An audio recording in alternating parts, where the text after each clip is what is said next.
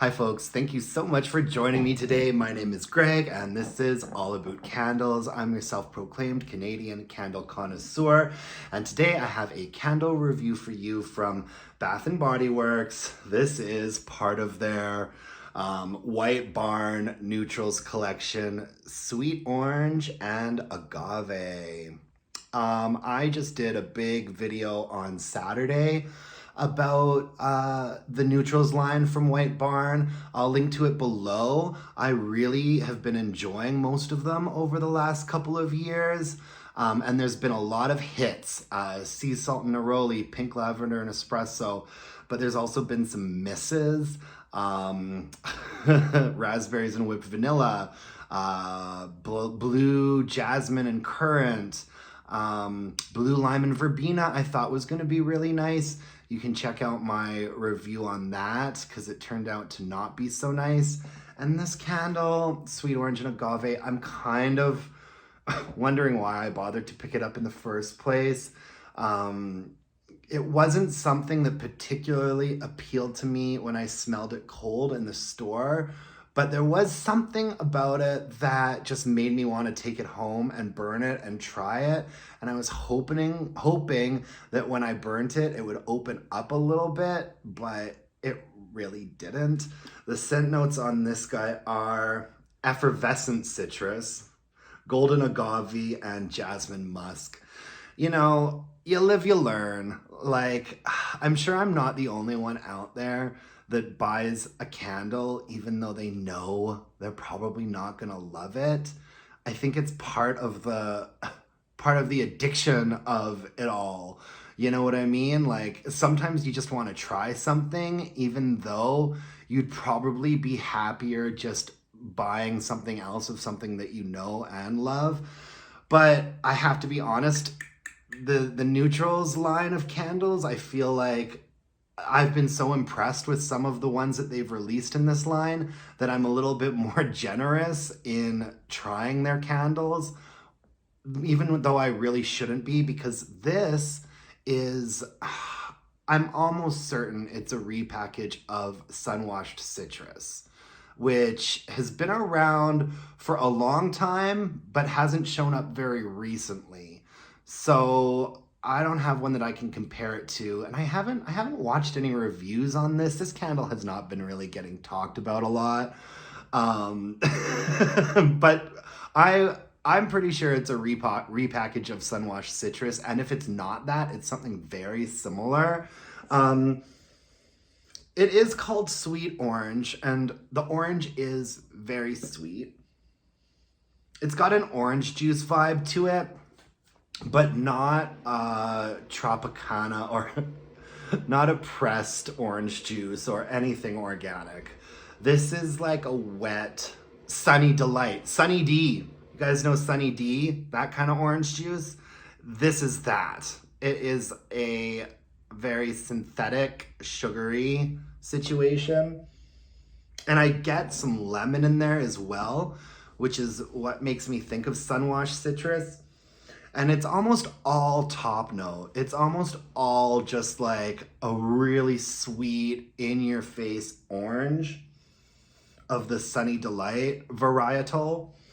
And the agave to me is lost. Agave should be fresh, earthy, only slightly sweet. I feel like agave, you get a bit of a aloe, honey-ish vibe from that. If there is agave in this candle, I'm not picking up on it. The orange note is completely trampling over it, which is unfortunate. Like, I really was hoping that maybe upon burning, it would open up a little bit and you might get some of that aloe and honey fragrance that is often part of the agave sort of category of things, but I don't. And it also, jasmine musk, absolutely not. To me, this is some tomfoolery and shenanigans, just like the way they repackaged 1,000 Wishes and called it blue jasmine and currant. These scent notes don't make any sense to me, except for the effervescent citrus. lemon, lime, Sunny Delight. And that's it. Jasmine, musk. To me, that would indicate if there's jasmine and musk in here, you'd be getting a bit of a base note from it, but I really don't. And I have to admit, I do regret buying this one. And it doesn't help. It doesn't help either that it performed this abysmally. Look at this.